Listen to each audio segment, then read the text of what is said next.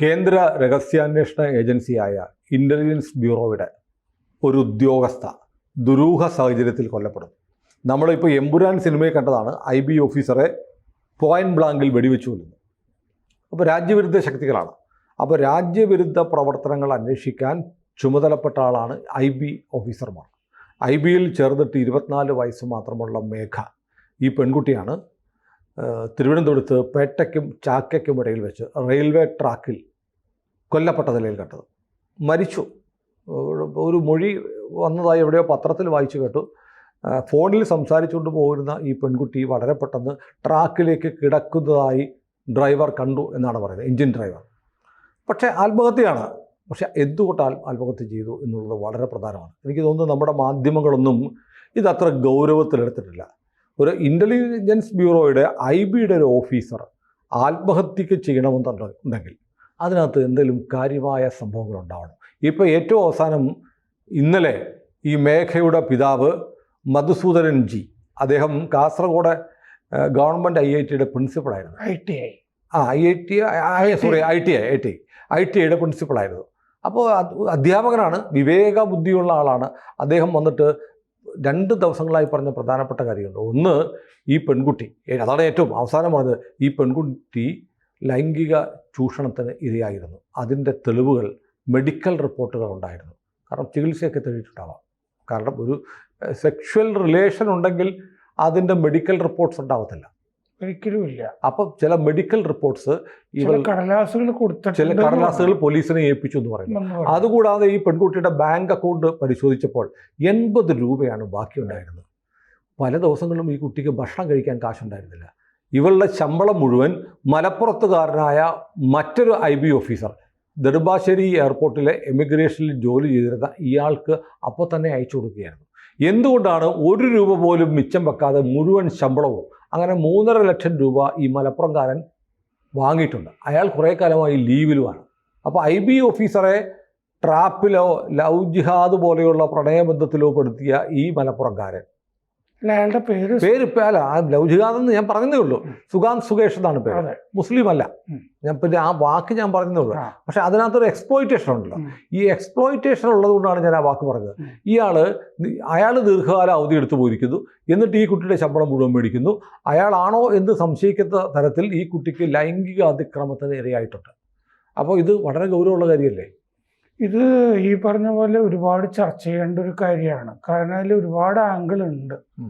ഒന്നാമത്, ആ കുട്ടി എന്തുകൊണ്ട് അച്ഛനോടും അമ്മയോടും ഇത് കൺഫൈഡ് ചെയ്തില്ല എന്നുള്ളത് എന്നെ വല്ലാതെ ഉലയ്ക്കുന്നുണ്ട്.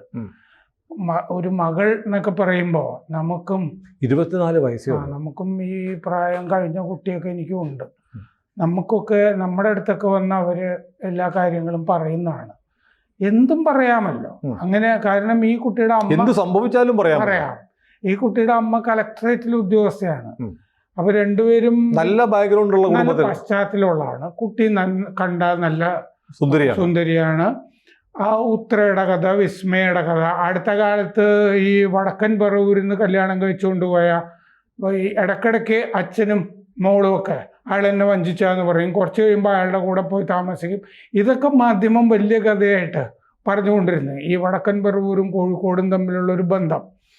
അപ്പോൾ അയാൾ ഗൾഫിലോ മറ്റോ ഉണ്ടായിരുന്നത്, എൻജിനീയറൊക്കെ ആയിരുന്നു. പീഡിപ്പിച്ചു എന്ന് പറഞ്ഞിട്ട് ഇറങ്ങിപ്പോന്നു. പിന്നെ ഇല്ല, രാജിയായി എന്ന് പറഞ്ഞിട്ട് പോലീസ് സ്റ്റേഷനിലേക്ക് വിളിച്ചപ്പോൾ അങ്ങനെയായി. അതൊക്കെ വലിയ ചാനലുകൾ ലൈവ് റിപ്പോർട്ട് ഇതൊരു വാർത്തയേ ആവുന്നില്ല. ഇത് അങ്ങനെ ശരിക്കും ഇത് രണ്ടുപേരും IBയിലാണ്. ഇതിൽ നേരത്തെ പറഞ്ഞ പോലെ ഈ കുട്ടിയുടെ കയ്യിൽ നിന്ന് എല്ലാ മാസവും ശമ്പളം മൊത്തം അങ്ങോട്ട് അയച്ചുകൊണ്ടിരിക്കുകയാണ്. ഇതിൽ ഈ ഒരു വിവരവും സത്യത്തിൽ ഈ അച്ഛനോ അമ്മയ്ക്കോ ഇല്ല ഈ കുട്ടിയുടെ. കാരണം ഈ 3.5 ലക്ഷമൊന്നും ആയിരിക്കില്ല. ഇത് കുറെ വർഷമായിട്ട് ഈ ശമ്പളം കിട്ടിയാൽ ഇപ്പോൾ ഈ സുഹൃത്തുക്കൾ, കൂട്ടുകാരികൾ, അവരാണ് ഭക്ഷണം മേടിച്ചു കൊടുത്തത്. കൂട്ടുകാരികൾ പറയുന്നതിൽ നിന്നാണ് നമുക്ക് കൂടുതൽ വിവരം കിട്ടുന്നത്. കാരണം പല ദിവസവും ഉച്ച ഭക്ഷണം ഈ കുട്ടി സ്കിപ്പ് ചെയ്തിരുന്നു. ഉച്ചയ്ക്ക് ഭക്ഷണം കഴിക്കില്ല, പൈസ ഇല്ലാത്തത് കൊണ്ടാണ്. അപ്പോൾ ചോദിച്ചപ്പോൾ ഈ കുട്ടി കൂട്ടുകാരികളോട് പറഞ്ഞത്, ഞാൻ കുടുംബത്തേക്ക് ഇത് മുഴുവൻ പൈസ അയക്കേണ്ട ആവശ്യമുണ്ട്, അച്ഛനും അമ്മയും സർക്കാർ സർവീസിലുണ്ടായിരുന്നവരാ, അയക്കുന്നത് കൊണ്ടാണെന്ന് പറഞ്ഞുകൊണ്ടിരുന്നു. അയച്ചു കൊടുത്തിരുന്നത് മുഴുവൻ ഈ സുഗാന്ത് സുരേഷ് എന്ന് പറഞ്ഞ സുഗാന്ത് സുരേഷ് സുകേഷ് അയാൾക്കാണ്. ഈ സുകാഷ് എന്നൊക്കെ പറഞ്ഞാൽ തന്നെ തട്ടിപ്പുകാരായിരിക്കും. സുകാഷ് ചന്ദ്രശേഖർ എന്ന് പറഞ്ഞൊരുത്തനില്ലേ, മറ്റേ ബ്യൂട്ടി പാർലർ നടത്തിയിരുന്ന ദന്ത ഡോക്ടറുമായിട്ടൊക്കെ ലീന. അപ്പോ ഇങ്ങനെ ഉള്ള ഇയാൾക്ക് ഇത് മുഴുവൻ അയക്കുന്നു. എന്നിട്ട് ഇയാൾ തിരിച്ച് ഈ കുട്ടിക്ക് 500 രൂപയോ 1000 രൂപയോ ഒക്കെ ഇട്ട് കൊടുക്കും. ഒന്നും കഴിക്കാനില്ല എന്നൊക്കെ പറയുമ്പോൾ ആണ് ഇത് ഇങ്ങനെ ഗൂഗിൾ പേയിലൊക്കെ ചെയ്തുകൊണ്ടിരിക്കുന്നത്.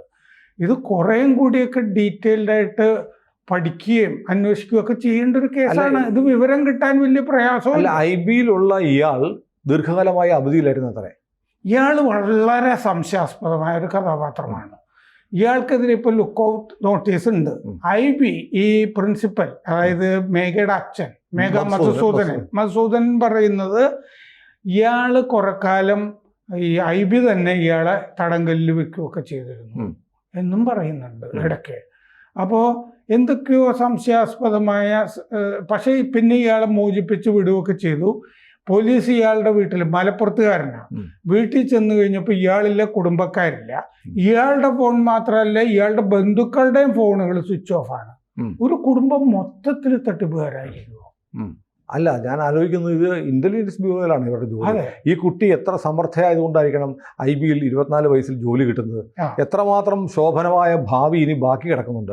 അപ്പൊ അത്തരം വളരെ ബോൾഡ് ആയിട്ടുള്ള IB-യിലൊക്കെ എടുക്കണമെങ്കിൽ അതിന്റെ റിക്രൂട്ട്മെന്റും ഒക്കെ കഴിഞ്ഞ് വരണം എന്നുണ്ടെങ്കിൽ വളരെ സ്റ്റേബിൾ ആയിട്ടുള്ള മനോനിലയുള്ള വളരെ ബോൾഡായ ക്യാരക്ടറുള്ള ഒരു കുട്ടിക്ക് ജോലി കിട്ടത്തുള്ളൂ. അപ്പൊ ആ കുട്ടി ആത്മഹത്യ ചെയ്യാൻ മാത്രം സംഭവങ്ങൾ ഉണ്ടായത് എന്താണ്? ആ ഭാഗം എത്ര ആലോചിച്ചിട്ടും നമ്മൾ കുറെ ഈ അപസർപ്പവും ഇത്തരം കേസുകളൊക്കെ പലപ്പോഴും അന്വേഷിച്ചിട്ടുള്ളതാണല്ലോ.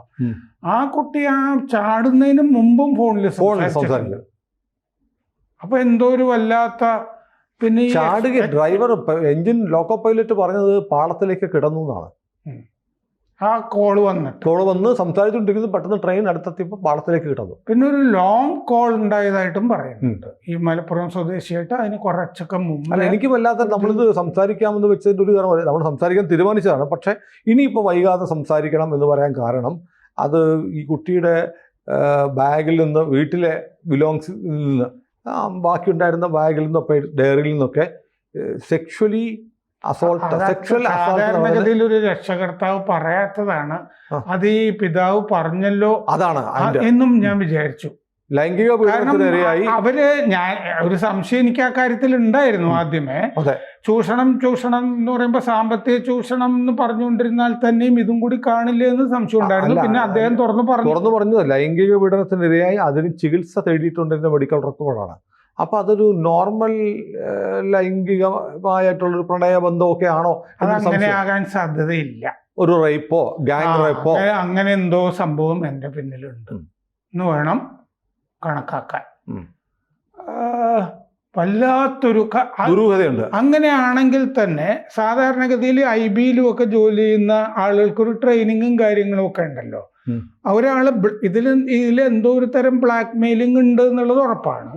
അങ്ങനെ വരുമ്പോൾ തന്നെ ഇത് കൺഫൈഡ് ചെയ്യേണ്ട ആരോടെങ്കിലും. സാധാരണഗതിയിൽ ഇപ്പോൾ ഒരു രക്ഷയില്ലാതാവുന്ന ഘട്ടത്തിൽ പോലീസിൽ കൊണ്ടുപോയി പരാതി തന്നെ റിപ്പോർട്ട് ചെയ്യാം. സുപ്പീരിയറിനോട് പറഞ്ഞാൽ ഇത് കൈകാര്യം ചെയ്യാവുന്നതായിരുന്നു. ചില സമയത്ത് എനിക്ക് തോന്നുന്നത് ഈ പെൺകുട്ടികൾക്ക്, സ്ത്രീകൾക്ക് ഈ ചില കാര്യങ്ങൾ പറയാൻ പ്രയാസം വരും. ആ ഭാഗത്താണ് ഈ കേസ് കിടക്കുന്നതെന്ന് തന്നെയാണ് എനിക്ക് തോന്നുന്നത്. ഈ സുകേഷിന്റെ ബന്ധങ്ങൾ സംശയാസ്പദമാണ്, വളരെ വളരെ സംശയം. കാരണം നമ്മൾ ഒരുപക്ഷെ രാജ്യവിരുദ്ധ പ്രവർത്തനങ്ങൾ പോലും ആരോപിക്കപ്പെട്ടാൽ അത്ഭുതത്തിന് വകയൊന്നുമില്ല. അതും വകയില്ല. പിന്നെ ഇയാൾ ഭീഷണിപ്പെടുത്തുന്നുണ്ട്, അത് ഉറപ്പാണ്. അല്ലെങ്കിൽ എങ്ങനെയാണ് കിട്ടുന്ന ശമ്പളം മുഴുവൻ ഏത് ബന്ധത്തിന്റെ അടിസ്ഥാനത്തിലാണ്? കാരണം ഈ കുട്ടി ലൈംഗികമായി തന്നെ ചൂഷണം ചെയ്യപ്പെട്ട് കഴിഞ്ഞ കുട്ടിയാണ്. ആ അവസ്ഥയിൽ ഈ കുട്ടി ശമ്പളം മുഴുവൻ ഫെബ്രുവരി 28-ാം തീയതി കിട്ടിയ ശമ്പളവും ഏറ്റവും അവസാനത്തെ ശമ്പളവും അയച്ചിട്ടുണ്ട്. അതുകൊണ്ടാണല്ലോ 80 രൂപയായിട്ട് കിടക്കുന്നത് ബാക്കി അക്കൗണ്ടിൽ. അത് മിനിമം ബാലൻസ് കീപ്പ് ചെയ്യാനുള്ള ഒരു ശ്രമം നടത്തിയിരിക്കുന്നു എന്നല്ലേ ഉള്ളൂ. അല്ല, മിനിമം ബാലൻസിന് 80 പോരാ, എന്നാലും ഒരു ശ്രമം. അപ്പൊ അതും കൂടി കൊടുക്കത്തക്ക വിധത്തിലുള്ള ഭീഷണിയാണ് അപ്പുറത്തുനിന്ന് ഉണ്ടായിരിക്കുന്നത്. അവനെന്തായാലും ശമ്പളം കിട്ടുന്നുണ്ടാവില്ലേ, IB-ന്ന് ഉദ്യോഗസ്ഥൻ ലീവിലാണെന്ന് പറയുന്നുണ്ട്. അപ്പോൾ ആ രീതിയിൽ എക്സ്പ്ലോയിറ്റ് ചെയ്യാവുന്ന തരത്തിൽ ചിത്രങ്ങളോ വീഡിയോകളോ ഒക്കെ അയാളുടെ കയ്യിലുണ്ട് എന്ന് വേണം കരുതാൻ. ഏതായാലും നമുക്ക് ഈ IB പോലെയുള്ള അങ്ങനെ ഉണ്ടെങ്കിൽ പോലും ആ കുട്ടിക്ക് റിപ്പോർട്ട് ചെയ്യാവുന്നു. രാജ്യത്തെ ഒരു ഏറ്റവും പ്രധാനപ്പെട്ട രാജ്യസുരക്ഷയുമായി ബന്ധപ്പെട്ട കാര്യങ്ങൾ നോക്കുന്ന ഒരു ഏജൻസിയാണ് ഇന്റലിജൻസ് ബ്യൂറോ IB. അവിടെ അതിൻ്റെ ഒരു ഏജന്റിന് അവിടെ പ്രവർത്തിക്കുന്ന ഒരു ഓഫീസർക്ക് ഇത്തരം പ്രശ്നങ്ങൾ ഉണ്ടാവുക എന്ന് പറഞ്ഞാൽ അതീവ ഗുരുതരമാണ്. ഈ കുട്ടി തിരുവനന്തപുരം രാജ്യാന്തര വിമാനത്താവളത്തിൽ ബ്യൂറോ ഓഫ് ഇമിഗ്രേഷനിലെ സെക്യൂരിറ്റി അസിസ്റ്റന്റ് എക്സിക്യൂട്ടീവ് ആയിരുന്നു. അപ്പൊ ഈ യാത്രക്കാരുടെ തന്നെ ഇവരെന്ത് തരം ആളുകളാണെന്നൊക്കെ പരിശോധിക്കുന്ന ജോലിയും കൂടി ഉണ്ടായിരുന്നത് കുട്ടിയാണ്. ആളുകളെ പറ്റിയൊക്കെ സമാനമായ ജോലിയാണ് ഇയാൾക്കും ഉണ്ടായിരുന്നത് ട്രിവാൻഡ്രം എയർപോർട്ട്, കൊച്ചി എയർപോർട്ടിൽ, നെടുമ്പാശ്ശേരിയിൽ. അതെ. ഇനി ഏതെങ്കിലും ഒരു ഘട്ടത്തിൽ എന്തെങ്കിലും കൊള്ളരുതാത്ത എന്തെങ്കിലും ഗാങ്ങുകളിലോ പോയി ചെന്ന് പെടുകയോ ഇയാൾ അങ്ങനെ എന്തെങ്കിലും ഉൾപ്പെടുത്തുകയോ ഒരു വല്ലാത്ത ദുരൂഹതയും കാര്യങ്ങളും ഇതിൻ്റെ അകത്തുണ്ട്. അപ്പോൾ എന്തിൽ നിന്നൊക്കെയോ ഈ കുട്ടി ഒളിച്ചോടുന്നുണ്ടായിരുന്നു എന്നുള്ളത് വളരെ വ്യക്തമാണ്. വീട്ടിലേക്കായിരുന്നില്ല അന്ന് യാത്ര ചെയ്തിരുന്നത്.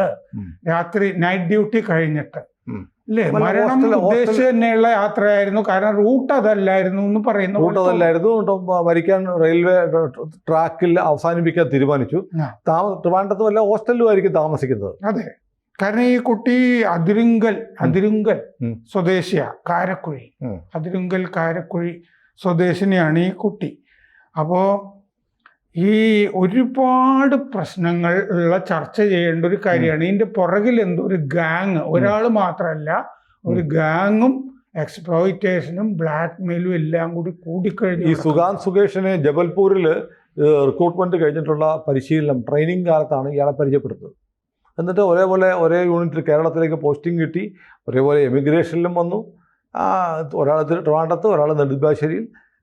എന്തായാലും ഇതിനെ സംബന്ധിച്ച് സമഗ്രമായൊരു അന്വേഷണം ആവശ്യമാണ്. പ്രത്യേകിച്ച് രാജ്യരക്ഷയുമായി ബന്ധപ്പെട്ട കാര്യങ്ങൾ നോക്കുന്ന ഏജൻസിയാണ് IB. അല്ല, അയാളും ഇവരും ഒരേ സമയത്ത് ഒരേ ബാച്ചിൽ ട്രെയിനിങ് ആയിരുന്നു. അങ്ങനെയാണ് ജബൽപൂരിലാണ് ട്രെയിനിങ്. അയാൾക്ക് കുറച്ച് ഈ കഷണ്ടി കയറിയിട്ടുണ്ട് ഈ ആൾക്ക്, അതുകൊണ്ട് ചോദിച്ചാ. ജബൽപൂരിൽ വെച്ചിട്ടാണ് പരിചയം എന്ന് കാണുന്നുണ്ട്. ഏതായാലും വളരെ ഉത്തരവാദിത്തോടെ പോലീസിന്റെ ആദ്യത്തെ അന്വേഷണം തൃപ്തികരമല്ലായിരുന്നു. ഇപ്പോൾ ഫലപ്രദമായി പോകുന്നുവെന്ന് ഈ പിതാവ് പറഞ്ഞതായിട്ട് അറിയാൻ കഴിഞ്ഞു. ഇയാൾ ഒരു രക്ഷയില്ലാത്ത കഥാപാത്രമാണ്. കാരണം ഇയാൾ കടന്നു കളഞ്ഞിരിക്കുന്നു.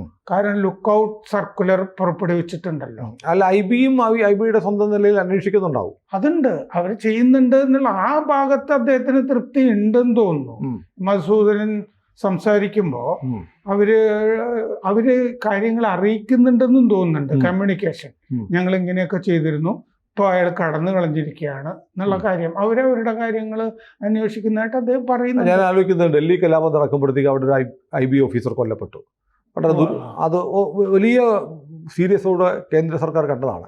അതുപോലെ തന്നെ അതീവ ഗൗരവത്തിൽ കാണേണ്ട ഒന്നാണ് നമ്മുടെ ഒരു മലയാളി പെൺകുട്ടിയായ മേഘയുടെ ഈ മരണമോ അല്ലെങ്കിൽ കൊലപാതകമോ എന്ന് പറഞ്ഞാൽ നേരിട്ട് വന്ന് കത്തികൊണ്ടോ തോക്കുകൊണ്ടോ കൊല്ലുന്നതല്ല, സമ്മർദ്ദം ചെലുത്തി. അങ്ങനെയാണെങ്കിൽ സുരേഷ് ഗോപി ആ വീട്ടിലൊന്ന് ചെല്ലണം എന്നുള്ളത് കേന്ദ്രം പറഞ്ഞിട്ട് തന്നെ ആയിരിക്കാം. ഏതായാലും അത് ഒരാൾ വന്ന് നേരിട്ട് ഹിറ്റ് ചെയ്തോ ഷൂട്ട് ചെയ്തോ കൊല്ലുന്നതോ മാത്രമല്ല കൊലപാതകം. സമ്മർദ്ദം ചെലുത്തി ഉണ്ടാക്കുന്നതും കൊലപാതകം തന്നെ. ആ മേഘയെ കൊന്നത് തന്നെയാണ്. അതാണല്ലോ. എന്താ ഇത് കേസ് വരുമ്പോൾ അതിന്റെ വകുപ്പ് മനഃപൂർവ്വം അല്ലാത്ത നരഹത്യ ഇങ്ങനെ പല വകുപ്പൊക്കെ പറയുമെങ്കിലും ഇത് കൊലപാതകം തന്നെയാണ്. അതെ, മാനസികമായി പീഡിപ്പിച്ചൊരു ട്രെയിനിന്റെ മുമ്പിലേക്ക് തള്ളിയിട്ടതാണ്. അതെ. അപ്പോൾ അതിൻ്റെ ഗൗരവത്തിൽ സ്റ്റേറ്റ് പോലീസും IBക്ക് ഈ പറഞ്ഞ പോലെ അന്വേഷണം അവർ നടത്തുന്നുണ്ടാവും. പക്ഷേ സംസ്ഥാന പോലീസ്, സംസ്ഥാന സർക്കാർ അതീവ ജാഗ്രത, കേന്ദ്രത്തിൻ്റെ ഇടപെടലും ഉണ്ടാവണം. ഇതിനകത്ത് ഇയാളെ കണ്ടെത്തണം. സുകേഷിനെ എത്രയും പെട്ടെന്ന് കണ്ടെത്തി എന്താണ് ഇതിൻ്റെ പിന്നിലെ യഥാർത്ഥ വസ്തുത എന്ന് അറിയാനുള്ള അവകാശം എല്ലാവർക്കും ഉണ്ട്. കാരണം ഇത് രാജ്യരക്ഷയുടെ ഭാഗമായി പ്രവർത്തിക്കുന്ന ഒരു ഏജൻസിയിലെ ഒരു ഓഫീസറാണ് കൊല്ലപ്പെട്ടത്. അതെ. കൂടുതൽ വാർത്തകളും വിശേഷങ്ങളും നിങ്ങളിലേക്ക് എത്താൻ ABC മലയാളം സബ്സ്ക്രൈബ് ചെയ്യുക, ബെൽബട്ടനും അമർത്തുക.